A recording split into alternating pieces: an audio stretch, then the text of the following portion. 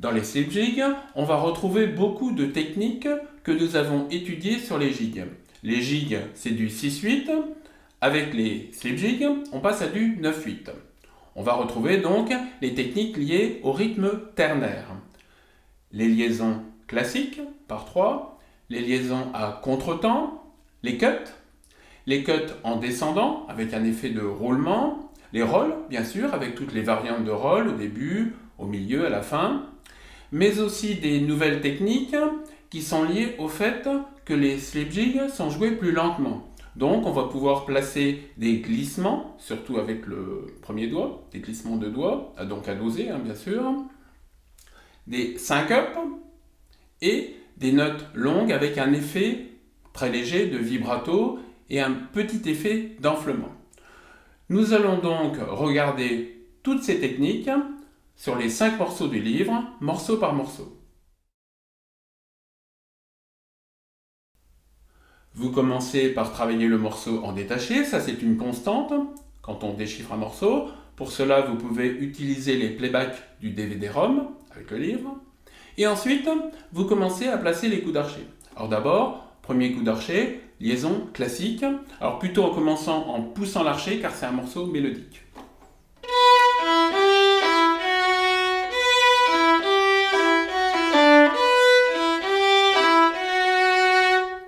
Au début, vous pouvez placer un glissé avec le premier doigt, en le dosant bien sûr.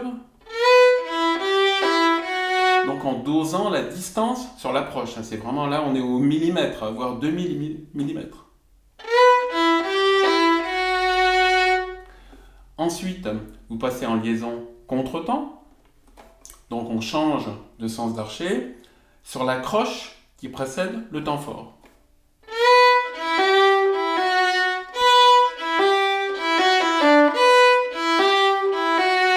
Avec une légère respiration, suspension pour accentuer le contretemps.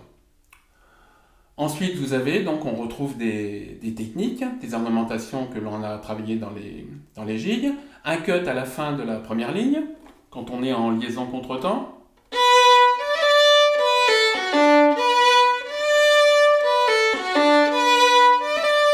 Et avec le quatrième doigt. Vous avez des rolls, bien sûr. Il y a 2 rolls, même 3 rolls sur la troisième ligne.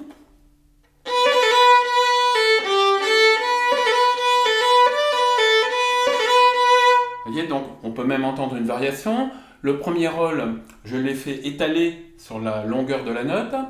Et les 2 rolls suivants, je les ai retardés. Je les ai fait à la fin de la note.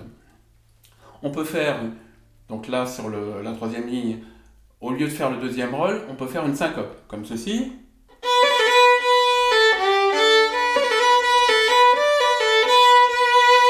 C'est-à-dire je ne joue pas exactement comme c'est écrit, je joue noir, noir pointé.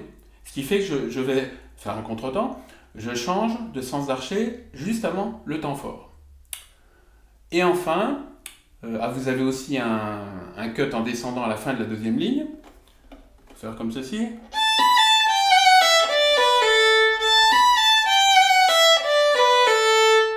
Sur le sol fa dièse. Et vous avez enfin, au début de la deuxième ligne, je peux faire si, do, mi, fa, sol avec un roll, mais je peux le faire aussi en faisant une note longue avec un vibrato, léger vibrato, avec un petit enflement. Je vous fais la première fois le roll, la deuxième fois le vibrato.